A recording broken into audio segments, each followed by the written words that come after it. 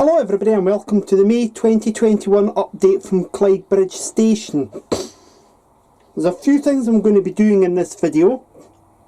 A couple of things to show you, and one of those things that I'm going to show you is a new arrival on the layout, which I just purchased today, the 15th of May. So I'll show you that in a little minute, and I'll talk you through something that I'm going to be doing on the station concourse as well. So if you've got any comments, queries or suggestions, just leave them in the comments box at the bottom and I'll try and read them when I get a chance to.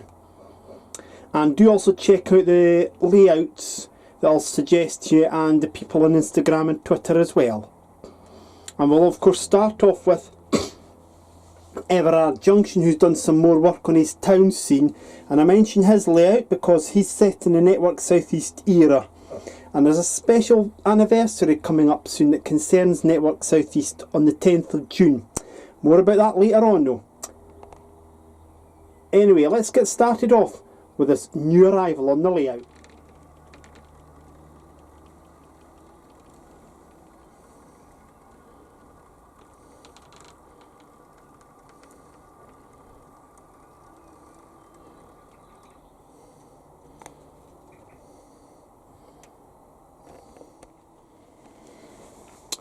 Well, here we are. This is the new arrival that I've got for you on the layout. Oh, there we are. And it is a Bachmann Mark 1 gangway brake vehicle, a BG as we would call it, and it carries the running number 92053. I got it this morning out of Scooney Hobbies at Kirkcaldy, my local shop, and it was the last one they had in stock, so wasn't that lucky. I was going in for something else which they didn't have, so they obviously had a part to play in it today. The livery that it carries, it says on the box that it's the Royal Mail livery. Now I'm just going to show you the Royal Mail livery on this vehicle here, this NTX van. And you'll notice that whilst it's similar, this vehicle does not carry Royal Mail livery. It is very close to it. To get an example of one in real life, there's a link just up in the top of the screen about there from Soy Bucco, and it shows you a parcels train shunt at King's Cross in 1991. The livery that it carries here is actually the original livery of the parcels sector for their own vehicles, and it's similar to, in terms of the redness, to that on 47474, which carries the original parcel sector livery for locomotives. It's basically a similar idea to the gold stripes, but they're painted more of a yellow, and you can just see at the end there the BR emblem. Initially when this livery was launched, some of the vehicles were painted just in plain red with the numbers, but no stripes or the BR emblem along the side. Of course, in late 1991, the parcel sector rebranded itself as Rail Express Systems, and this livery became obsolete when it was replaced by a modified livery that was carried on both locomotives and vans in the ownership of RES, but not Royal Mail owned vehicles. So the acquisition of that vehicle now completes the parcels train on the layout. There we go. So there's 1, 2, 3 vehicles and 47474. I wouldn't mind getting a second parcel sector liveried loco, but that's well into the future. But that is now looking good, and as I say, it is a proper looking parcels train now. Although my layout can only accommodate trains of 3 coach length, there was actually a regular working from, I believe, Workington to Preston, which utilised just 3 vehicles. And I think that one of the vehicles went on to the Huddersfield service, carrying a travelling post office as well. So there you go. That is your Bachmann Mark 1 BG in British Rail Parcels livery, although the box states that it is Royal Mail livery. Now I went into Scooney Hobbies to try and get something else and they didn't have it, so it was actually quite good fortune that they did have that, and it was the last one in stock. So what I was going in for were some lamp posts like this, but only the single ones, like with street lights basically. So they didn't have them in stock, but I'm needing lamp posts for the ends of the platforms. So what I'm going to try and do is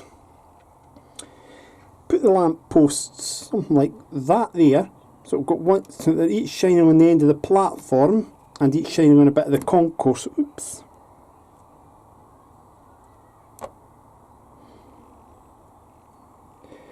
And I'll be able to put the platform numbers on them. So that's what I'm going to go ahead and do when they do get the single ones back in. These are from Gauge Master.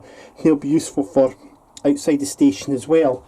Incidentally, I've only got 3 of these and I do need a bit more. But I've found a couple of areas where I may be able to use surplus ones as well. So, as I say, bear with me on that. But I'm going to try and get the first 3 installed now. You'll also notice here what I've done at the station concourse. I've got the departures board back up now. There you go, you can see it there. And what I've done is I took some scrap bits of card and used part of the scale model series concrete sheet and made it into a proper concrete box that the departure board sits on. So it gives that sort of hustle and bustle feel of a terminus. And the benches, as you can see, all reinstated. So I'll go ahead and do the work I need to do for these 3. It'll take me a few minutes, but by the magic of YouTube, you'll just have to wait a few seconds. Okay, well there's the first one of the lamp posts up. It took a bit of job getting up, but I got it stuck down eventually with Yoo-hoo glue. And if I turn around, you might just be able to see the number of the platform there. The number is actually stuck onto the back of a piece of spare board from Scale Model Sceneries from one of their kits. What I've done was I kept the bits and I found that they're actually much better for putting the station name boards on, etc., because I've done that on platforms 5 and 6 here. If you look at this one here, it's bent a bit. So eventually I'll probably end up replacing the station name boards by putting them onto the Scale Model Series cardboard, as it were. So that's the first one up. I haven't put any other signage on it now. I just want to see how the next one looks as well. Once you've watched this video, go and check out Dudley Central here on YouTube, set in the West Midlands Central PTE area. And if you're actually on Instagram, you'll find Dudley Central on Instagram. It's Dudley_Central. Also here on YouTube is West Blyth MPD, set in the Northumberland area of British Rail. And on Instagram, he's not a rail enthusiast, but he's actually kind of local to me. He's a rap singer, Jester_Artist96. Go and check Jester out, please. So that's me got them up for platforms 1, 2 and 3. You'll notice I've put a couple of signs on the other ones with parcels and way out. I don't want to overload the platform lamps with signs because they can become too cluttered. Saying I'm told is less is more. So that's what I've done there. I've not got any more lamps at the moment, so I'll have to obviously get some more. And that means obviously there'll be a wee delay in getting the project finished. But that's certainly platforms 1, 2 and 3 now clear signage of what's what. David Watson at Dean Park Station recently done another video. So go and check David Watson out, Dean Park Station, and one from the Network South East area and era. If you put in the scrap line Exeter St David's, and you can actually check that out. Now while I'm down here, just before I go into the next bit, there's a gentleman called, I think it's called Double O Bill, or Bill Double O, and he shows you videos where he's repairing locomotives, and he's come up with a very good tip that he showed in one video. I'll put the link to it up there as well, but basically if you want to get a cradle to sit a locomotive in, so you need to unscrew it or clean the wheels, he actually found a cheaper cradle. Get a sponge, like a car wash sponge, and just cut a groove into that. Very good idea. Now what I've done over here is put in some filler, and then I've painted it to try and hide the gaps, or fill up the gaps rather. Run out of filler however. Story here, running out of every bloody thing. But anyway, we've got that in done there and there, so I've still got to do it for here and there. And I've been using some grey paint, a tester pot emulsion that I got from B&Q. So basically that will get all done. Then once I've got that done, my plan is to get this bit wall taken out and replace it with another fence, and I'll get some more lamps. There'll be a lamp going in there at the Scotmid supermarket, and you'll notice one of the lamps from here is missing. It fell down recently. That was the Ten Commandments lamp. It fell down, so I'm not sure what I'm going to be doing with that. But as I say, at the moment that's where I'm up to there. And I've got replacement pillars to make for this sign, and that'll be going into the Scale Model Sceneries cardboard. And two of these are just cocktail sticks that I've broken in half. I'll spray paint them grey and take that out, new one in, finished. So that's some of the jobs that's going to be getting done in the next wee while. The next video, however, should be up with you on or around the 10th of June. Now I wish it was on the 10th of June 1986, but it's the 10th of June 2021. Because Clydebridge Station is going to mark the 35th anniversary of the launch of the Network South East brand.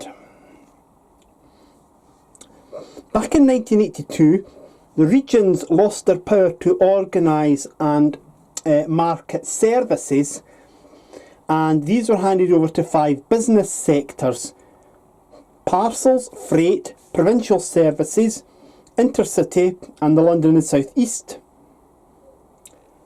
These companies, because in effect they were companies, took over the management of stations and took over the rolling stock and the promotion of services and decisions and fares, and the scheduling of services. The regions simply were paid by the sectors to do what the sectors wanted them to do. And in 1986, Network South East was born as a rebrand of the London and South East sector. Clydebridge Station didn't exist as a layout in 2016 for the 30th anniversary of NSE, so I'll be celebrating the 35th anniversary. I'll be talking in more detail about Network South East, its history and origins, and part of the video will be coming from my house, my bedroom, where I've got some magazines that have sections on Network South East, and also a booklet that was a free supplement to Rail magazine in 1991, all about Network South East when the regions were abolished and the sectors took over ownership of the stations and track as well. There'll also be links either on the top right hand corner of the screen or in the description below on that video to the launch of Network South East, and also layout videos. So there'll be all sorts of links and everything. It's going to be good stuff basically. So as I say, the video and the links that you see, I must point out, will only are ones that I've found and are in no way responsible if there's any problems with them. So get ready for the 10th of June 2021, Network Day 35. And On that note, I'm going to actually leave it here for this month's update. As you can see, the washing's out on the line, the weather's fine, and that washing is not mine, that's my mum's, because mum has been in hospital with mobility problems, but I'm very pleased to say that she is coming home next week. That's why this update's coming up a lot earlier. So I'll see you for Network Day, and hopefully, all being well, we'll have a June update as well. So in the meantime, please take care of yourselves and enjoy your layouts, and thank you very much indeed for watching, and goodbye for now.